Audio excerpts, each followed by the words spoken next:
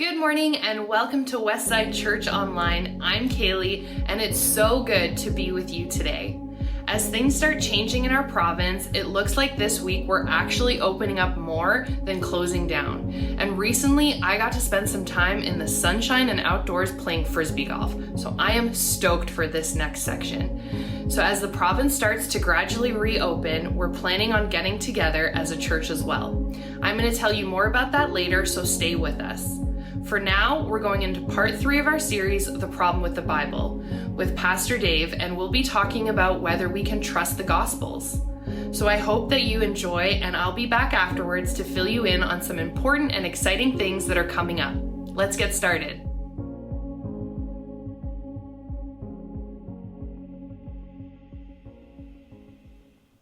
So let me ask you this. Where do you get your news, and how reliable is your source? So there's all kinds of places that we can get our news these days. Of course, there's kind of big news outlets that are online, that write articles. You can find them on TV. You can watch their videos all over the place. There are these big name brand news outlets. And when you're watching or reading something they've put out there, you're hoping that they are living up to some of the standards and ethics of journalism, which here in North America and in a lot of places around the world, in order to get the credentials to be one of those big networks and for them to be able to have access to different events, whether it's politics or something else, they really need to make sure that they are living up to those standards. And there's governing bodies that make sure that they do that. But there's all kinds of other places where we get our news. We get our news sometimes through the tabloids, and the tabloids are much less interested in some of those major standards that some of the big networks are, right? They're more interested in entertaining us, and so they'll take something, they'll bend a story, explosive titles. They're really just trying to get people to tune in and to read.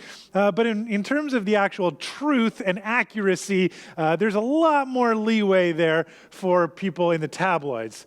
Same thing, a lot of us get our news on social media, and social media has probably some people that are really reliable, and then some that are not reliable, people that are really knowledgeable, and people that are less knowledgeable, and most of us have been taught that you got to be careful when you're on social media because you don't always know exactly who it is that's telling you certain information and how reliable they are, how much knowledge and research they've done, whether or not they've really dug into sources. But if we go back to some of those big accredited news agencies, we find that some of their standards are things like not just reporting what they hear, but they have to make sure that there's some form of accuracy and reliability. And so they talk about having eyewitnesses, for example, to certain stories. Can I go to a primary source, somebody who saw something, heard something, has firsthand experience? But then more than that, they have to find corroborating evidence or witnesses. So not just what one person says, because they could easily be lying, they could make something up, but are there other people that are saying the same thing, that heard the same thing, saw the same thing? Is there any evidence that what they've said actually happened and happened the way that they've said it happened? And so a good journalist is going to dig in not just to one source, but they're going to try and find a primary source and then corroborate that source with other sources, evidence, and kind of build up some reliability so that when they share this and say, this is what happened, these are the facts, we have a reasonable grounds to actually believe that those things happened. Now, in recent years, one of the terms that has become really popular is fake news, because people look at different ways that events are being reported and interpreted and talked about, and they say that's not actually how it happened, and this news agency, they should know better, they should be reporting better. But what happens is that this happens kind of from both sides to both sides or multiple sides where people are looking at different ways that the news agencies are reporting, and if they don't like it, they're saying, this is fake, this is not true, and bringing into question the reliability of some of those news outlets and where we hear it. Now, this is a difficulty that really comes from a huge range of sources where we get our news from. It comes from the biggest kind of national or international news sources asking, are they doing the work of making sure that they're reporting accurately? And we have to decide whether we think they are or they aren't. Are they really biased? Are they just telling us what they want to believe? Are they bending the facts and interpreting them a certain way? And it goes all the way through maybe smaller news chains, even the tabloids. And then, of course, on the internet, we have such a climate that anybody can create a website and say anything, and we don't always know what somebody's credentials are and what their research is and how reliable their information is, and whether what they're saying is actually true. And so this whole idea of fake news is one thrown around, and a lot of times people throwing it around saying, I don't want anybody to believe what this person is saying. That's fake. You got to believe what I think. And some of those questions around reliability have become really important, and asking who's reporting things in an accurate way. And one of the questions that comes up for me is, can we report things in an unbiased way? Because all of us have a certain bias, a certain leaning. We see things a certain way, our perspective. And when we take the facts, we're always interpreting them. And so people who are trying to report news are going to be doing that.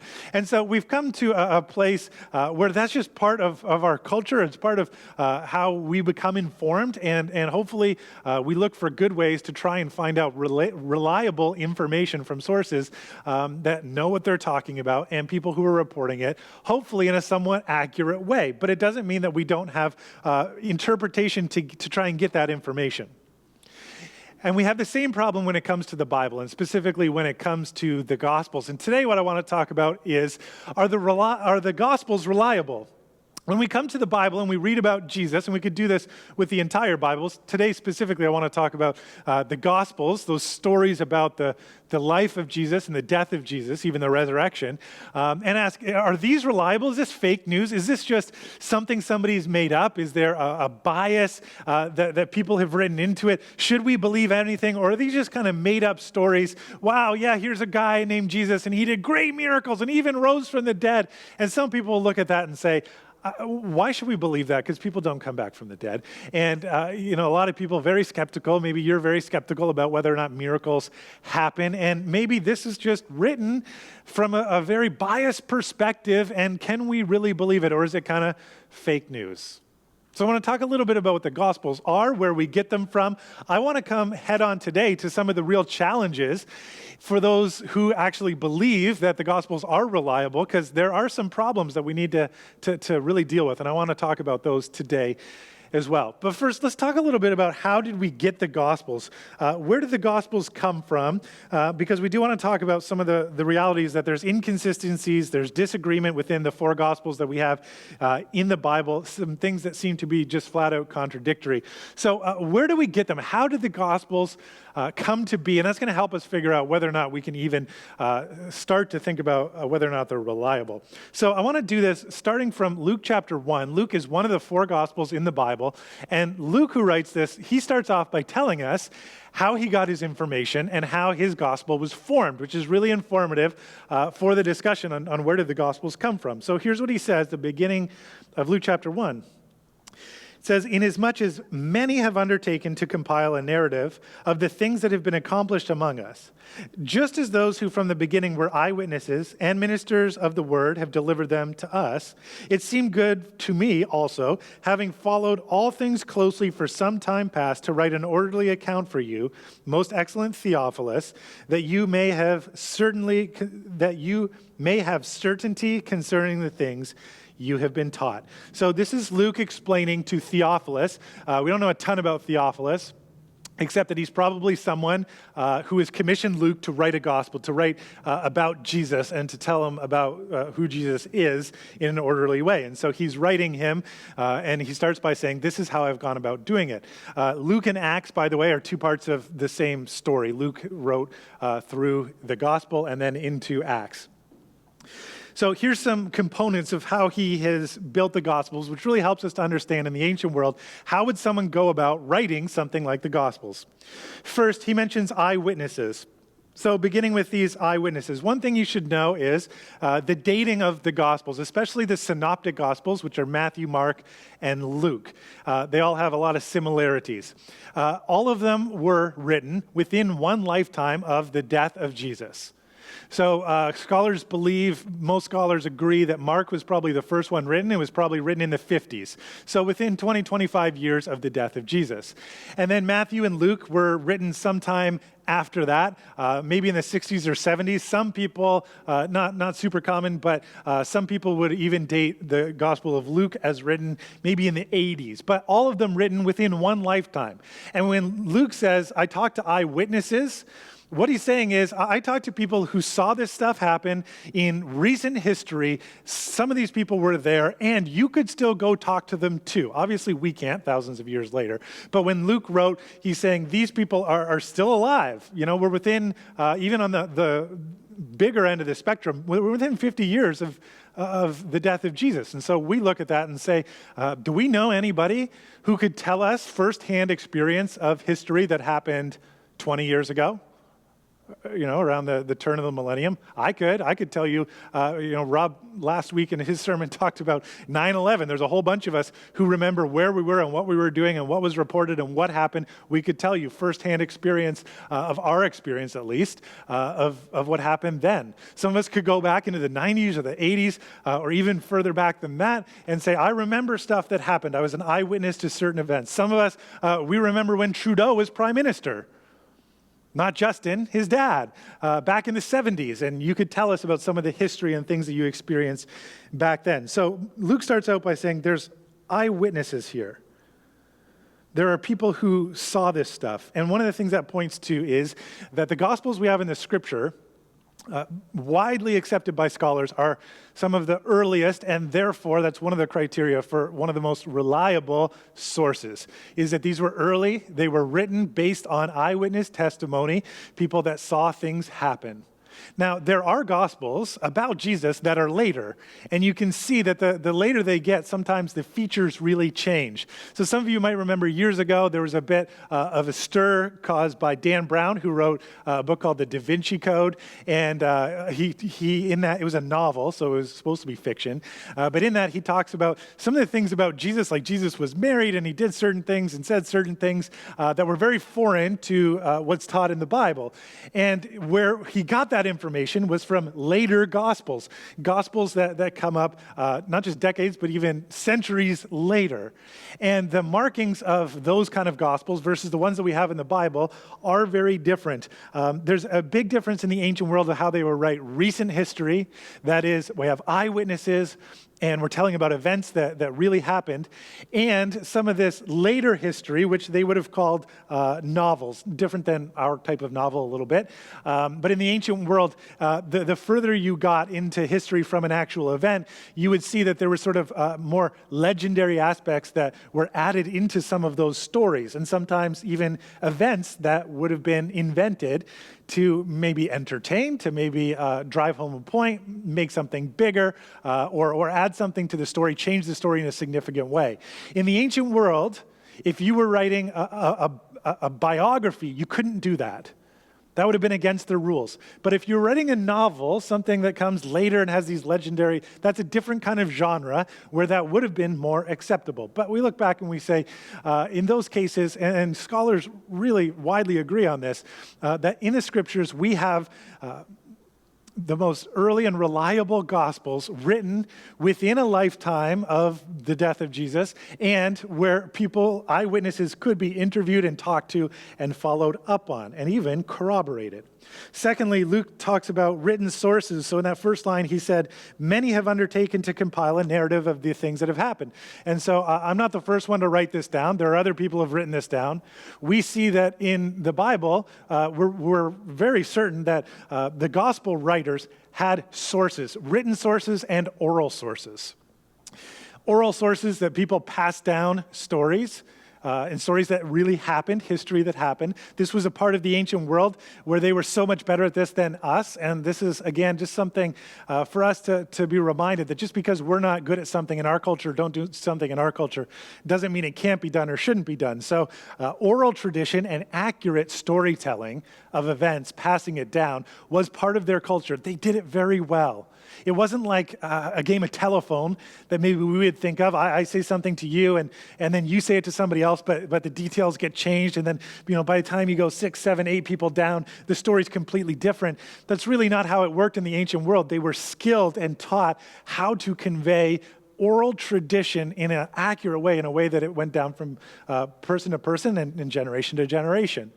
So Luke's probably referring to that. He's also probably referring to written sources. We know that within the Bible, I'll talk about in a second, there are some gospels that use other gospels as sources of information. We also know that there were other sources, and not all of them have survived through history, but that there are other sources referred to where somebody had written something down, and we can corroborate that evidence, and then we can use it as a source. And so Luke refers to the fact that there's other sources and other people who have written down these things that I've been able to figure out and I've been able to use. So the sources for the Gospels that we have in the Bible, especially the Synoptic Gospels, which is Matthew, Mark, and Luke. Again, scholarly consensus say Mark was probably the first one written. It's the shortest gospel, it's probably written in the 50s.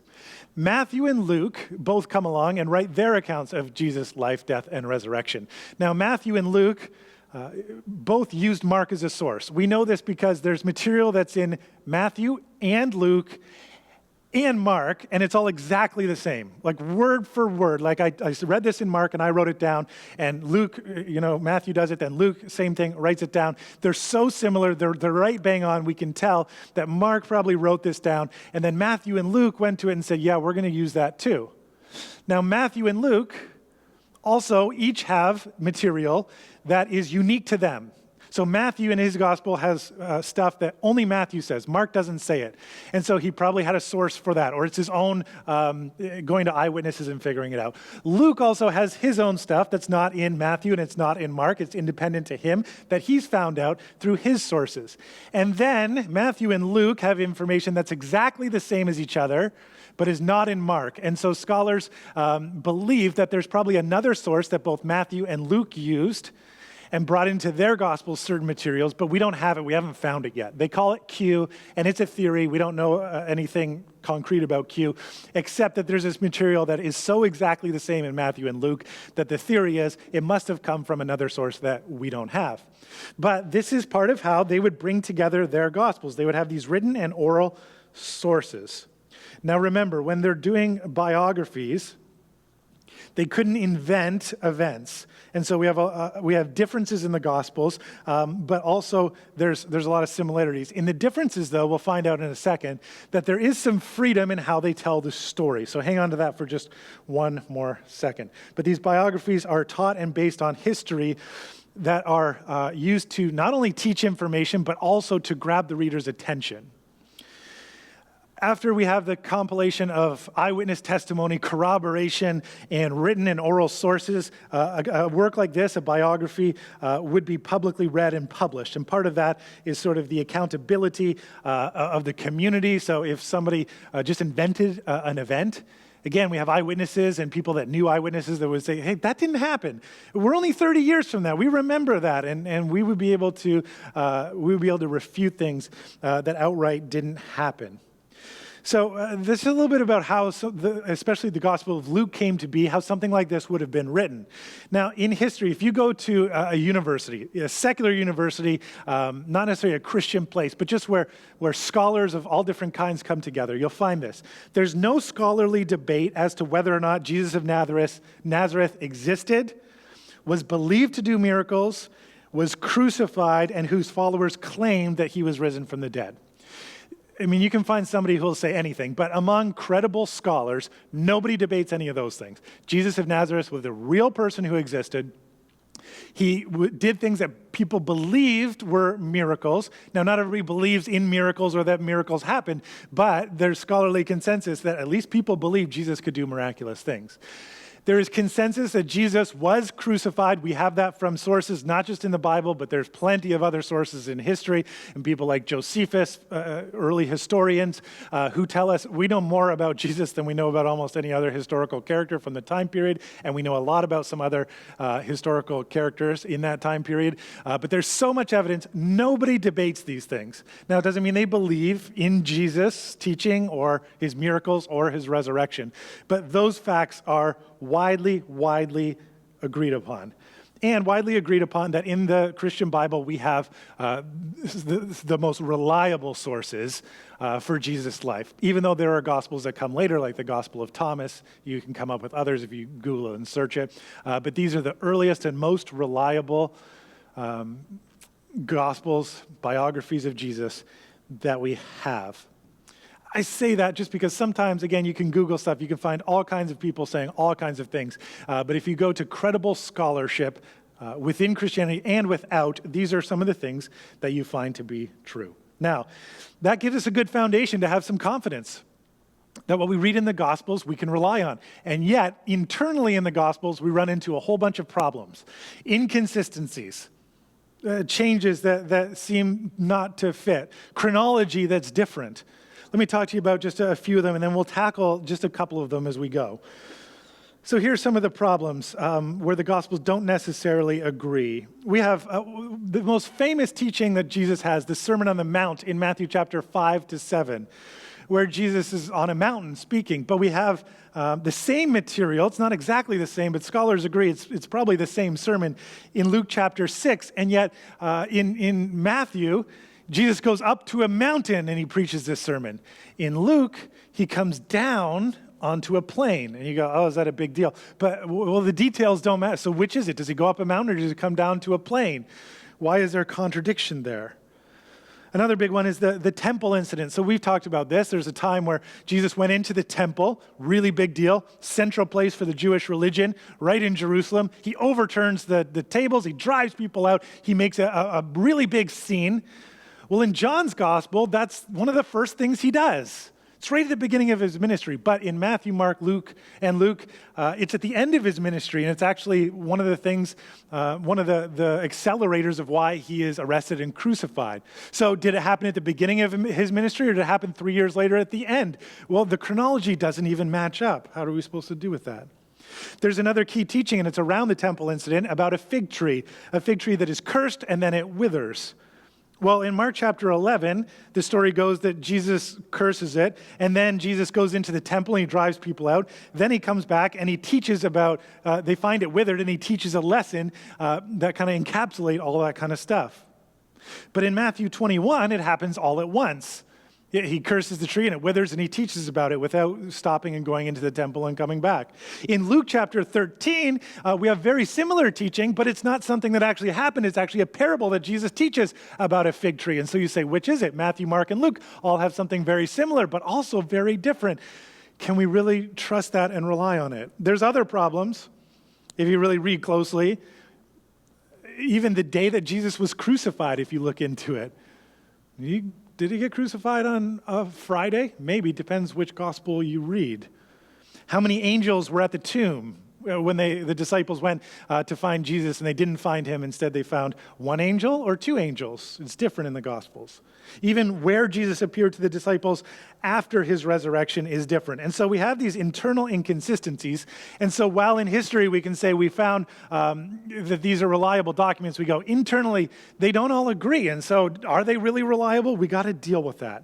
And in order to do that, I'll remind you from our first week, I believe we need to let the Bible be the Bible. We need to look into the conventions of the people who read it, not the conventions of those of us who are reading it a couple thousand years later. And we need to allow the Bible to be the Bible and not to impose our expectations onto it.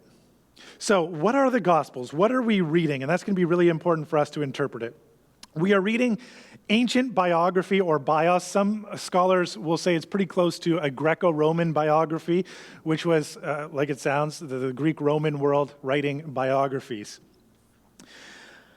And they're not written the same way that we write them. They are literature that is interested in describing the goals, achievements, failures, and character of an ancient historical person and trying to answer the question, should this person be imitated? Here's the person, here's their failures, here's their triumphs, here's their character. Is this somebody that we should follow? Oftentimes a heroic type. Some of the characteristics of an ancient biography that might help us work through some of the issues. One, they are intentionally interpreted, and in the case of the Gospels, theologize history. They are not really trying to be unbiased. They have a bias. They're interpreting events. They are theologizing events. And that's part of what they're trying to do. They are more topical than chronological. We'll look at some of the chronology and we say, why does the chronology in the Gospels not match up? They're all different. Because themes are more important to lump together in this type of writing than chronology. We do it kind of the opposite way. If you're doing a biography of somebody's life, usually we say you have to start with their birth and then their childhood and then this event happened and that event happened and they grew up and you go through their life. And if you're skipping back and forth through periods of time, you're supposed to indicate that in some way. If it's a flashback or, oh, and then this story from my childhood, we would normally indicate that in a biography. But in an ancient biography, they're more interested in saying, I'm going to tell you about the character of, say, Jesus and what he thought about money. So I'm going to take a bunch of stories and things that he taught and things that he did, and I'll put them all in one place, even if they didn't happen chronologically like that. That was just their convention. They are adapted for their audience. And so they're mindful for, who am I writing to? Am I writing to, for the Gospels, a primarily Jewish audience, a non-Jewish audience? What do people have in their background? What do we have to explain? What do we not have to explain? All based on what we're trying to teach and who we're trying to teach. They also use, and there's some freedom here, they use some creative ways to grab attention and teach moral lessons. And that's one of their big goals, to teach moral lessons and to ask, is this somebody that we could imitate? Is this someone we could follow? It's really important as we read through this list. These things are sometimes different than how we would do it. They are not mistakes or errors. They are not an attempt to mislead or provide inaccurate reports. They are purposeful devices to make their point and to depict their subject in a particular way. And this was their agreed upon way of doing that. So when we read something and we say, chronologically, this is all contradictory. If we said that to one of the ancient writers of the Gospels, they would say, what do you mean? I wasn't writing this chronologically. I was writing it thematically. So I started with this theme, and then I moved to another theme, and I put these events together to make this point. That's how you write. And we would say, that's not always how we write. Well, we got to let the Bible be the Bible. Again, some of the license they would take and some of the details, they wouldn't have been able in recent history or a biography like this to invent events, but they do tell the story in a way that brings out their point. So we'll talk about a couple of examples. Let's go to the example of, well, did Jesus preach this famous sermon, the Sermon on the Mount, on a mountain or on a plain? Again, scholars agree that the material, although it's edited and it's not word for word the same, it's the same material, it's really the same sermon. Well, was it on a plain? Was it on a mountain? Which one of these gospel writers is lying? And the answer is neither of them. Here's what Matthew says. Matthew chapter 5, he says, seeing the crowds, Jesus went up on the mountain, and when he sat down, his disciples came to him. So Jesus was down, he went up the mountain to teach. Well, Luke, talking about this in Luke chapter 6, he says it this way. When they came down from the mountain, so they were on the mountain, the disciples stood with Jesus on a large level area or a plain, surrounded by many of his followers and by the crowds. There were people from all over Judea and from Jerusalem and from as far north as the seacoast of Tyre and Sidon. They had come to hear him and be healed of their diseases, and those troubled by evil spirits were healed. Everyone tried to touch him because healing power went out from him, and he healed everyone. Okay, so which is it? And why do we have the differences? Now remember, ancient people are ancient, they're not stupid. So when people and the Christian community put these gospels together and we see differences, they didn't miss those. They knew there were differences. So the differences are partially there to help us to try and figure out the different emphases that the different writers have. And when we look for them, it'll illuminate for us the point that Matthew had and maybe the point that Luke had, and where they're different, teach us something different, which is a great treasure. So why would Matthew say that Jesus went up the mountain and Luke came down the mountain? Well, one thing we might notice if you read the Gospel of Matthew closely is one of the things Matthew is trying to convey, one of his main theme points, is that Jesus is the new Moses. He is writing to a primarily Jewish audience, a Jewish audience who lives by the law. And Moses was the great lawgiver. In fact, the story of Moses is that when the people had come out of Egypt, he went up the mountain, and up on the mountain, he met with God. And then he came from the mountain, and he gave the law to the people. And that was how they were supposed to live, how they were supposed to relate to God, and how they relate to others. And for them, it became the central way that they ordered not just their individual lives, but families and culture. We all live this way. We are by the law. Matthew's trying to make the point in a number of different ways that we don't have time to get into, that Jesus is the new and better Moses, and he's bringing a new law, the law of love. He's taking the law of Moses and going deeper and further. And so in his version of the Sermon on the Mount in Matthew chapter 5, one of the emphases is the antitheses, where we've talked about this a number of times. But it's times where Jesus, he used this rhetorical device where he said, you've heard it said, and then he quoted the Old Testament law, or a classic interpretation of Old Testament law. And then he says, but I tell you. So I'm giving you a new way of living out this law, a law that goes further and deeper into the heart of God. He is the new Moses. He's the new lawgiver, saying, you've heard these laws, but now I'm telling you that the real law goes deeper to the heart of God, of love. And that's what he brings out in all of those antitheses. Because Matthew wants his Jewish audience to know that a new Moses is here. So remember Moses up on the mountain? Well, now we have Jesus up on the mountain. He goes up the mountain to teach us and give us the new law. Luke is teaching an audience that is more mixed and probably more Gentile, that is not Jewish, people that don't have that background. And one of the things that Luke is trying to teach, one of his main themes, is that Jesus is actually like the new David. The great king is here. And in the early chapters of Luke, he contrasts the titles, even the titles that are given to the current leaders, Jewish and Roman, and says Jesus is now this great leader. He's the true Son of God, for example, this title that is given to him. Not Caesar, not the emperor, not even our king that we have now, but this is the new king, just like David was our great king back in centuries ago. And when we read about the setup for the sermon in Luke, instead of going up to a mountain as a lawgiver, Jesus comes down to a plain like a shepherd, like David. David was a shepherd king. A plain would be a place a shepherd king would be very at home, right? I'm here to feed the sheep. And we hear stories about that later in Luke. That's part of the motif that he gets, this shepherd king that would go and seek and save, say, the lost sheep, which is in Luke. And Luke doesn't have all that, he doesn't include all that part about the antitheses about the law. Why? That's not his primary concern. And so he doesn't need to make the point that Jesus is the new lawgiver, because Matthew made that point, but Jesus is making the point that he is like David, the new and better David.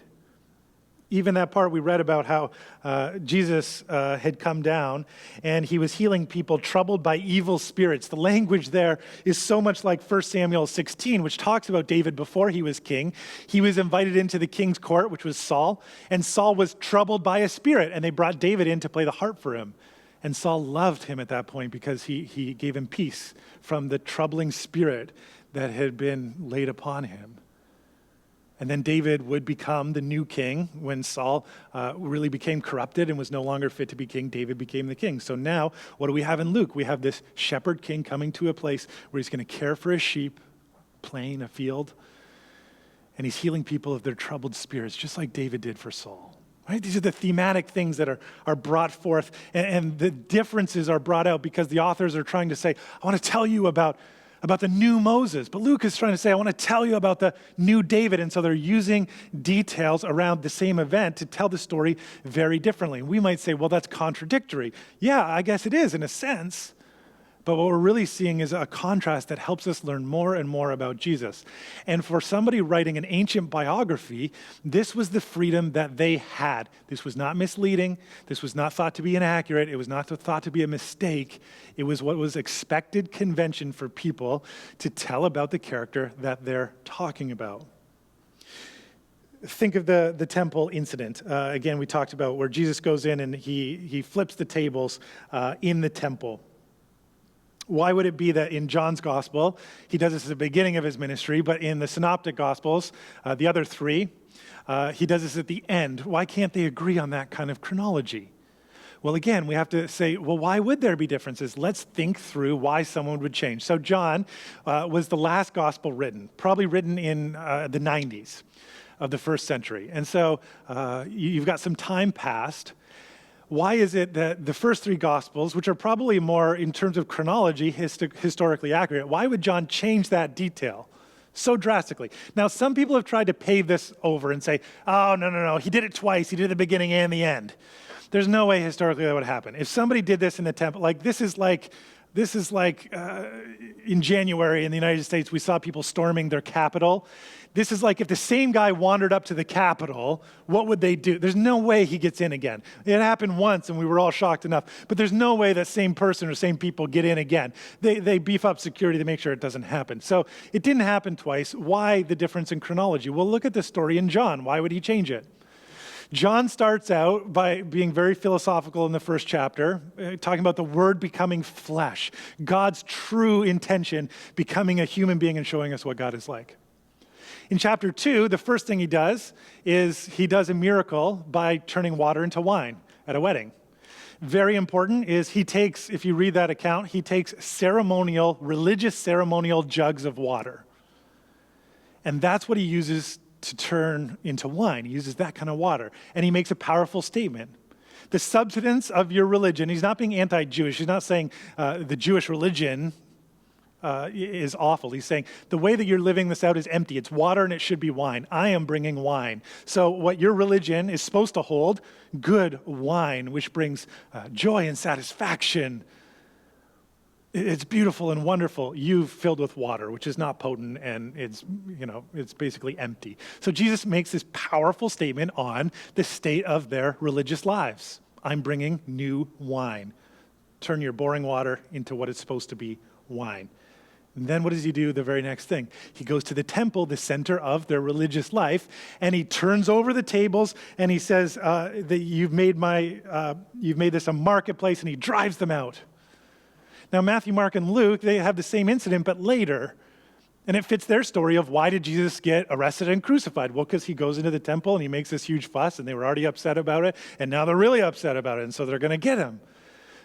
But for John, the entire theme of his book, Jesus coming and showing us what real religion, real faith, real trust looks like, is set up by turning water into wine, and then we're going to undo the way that this religion has been corrupted, and we're going to start over. So that's how he leads into the story. For the other synoptic gospels, that is the culmination of the story. We're driving towards that. It's a different way of telling the story. Again, the differences are not mistakes. They're purposeful in order to emphasize different elements of Jesus' life and teaching. And so if we just judge the gospels by how we would write them, we're going to get into trouble. We're going to say, this doesn't make sense. But if we read it the way that it was meant to be written, and we let the Bible be the Bible, we see that these differences actually illuminate so much for us. So what can we do? Here's my encouragement as you read through the Gospels of how you can kind of make sense and really draw some of the richness out of the differences. When you encounter differences in the Gospels, so as you read through the Gospels, and you come to something, compare it to another gospel. And maybe it's not even in another gospel, or maybe it looks different, or maybe it's exactly the same. Here's some things that you can do to really help those emphases come to the surface and for you to learn more about Jesus. Number one, identify the main point in each gospel. So just read it through. What is Luke saying? What is Matthew saying? What is their main point by telling the story the way that they do? Number two, compare and contrast the differences. So how are they different? What's the same, but then what's different about them? And then ask, what emphases do these differences draw us toward? What does each teach us? So if I learn this from Matthew, what do I learn when Luke changes it? What is Luke now drawing my attention to that Matthew didn't? And how do I take that and learn even more? And when we do that, I think we're going to get an even bigger and greater picture of Jesus. And we'll see that these writers were trying to teach us about the character, about the triumphs, about the low points of Jesus, and then asking us whether or not he's someone that we should imitate.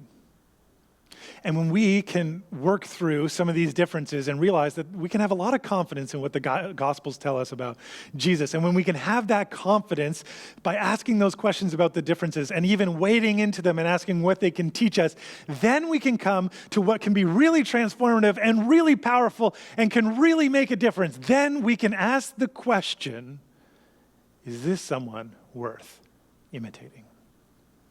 And so, Heavenly Father, we pray that as we study your scriptures and as we try to do justice to how they were written by people a long time ago, we pray that ultimately you would lead us to a place where we ask that question, can we imitate Jesus? What would our lives look like if we were more like him? We ask for your help by your Holy Spirit for us to be able to live those things out. And then in doing so, that we would see the way that you're working around us in really, truly incredible ways. So thank you for these great gifts of the Gospels, for their differences that teach us so much, and the confidence that we can have in them. And we pray all these things in Jesus' name. Amen.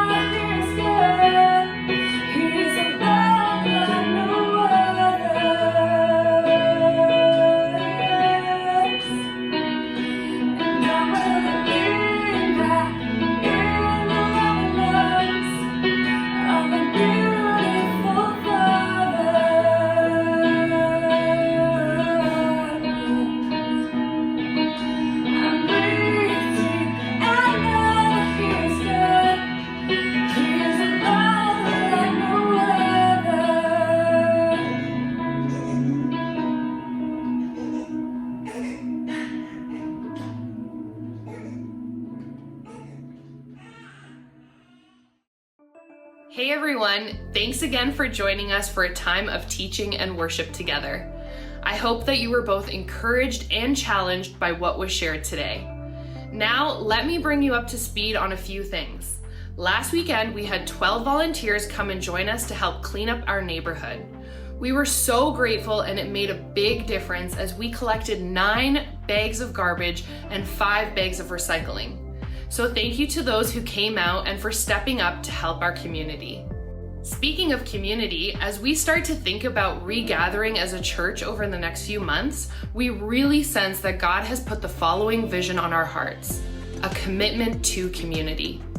We want to be a church family that has deep, strong relationships that care for the community and people around us.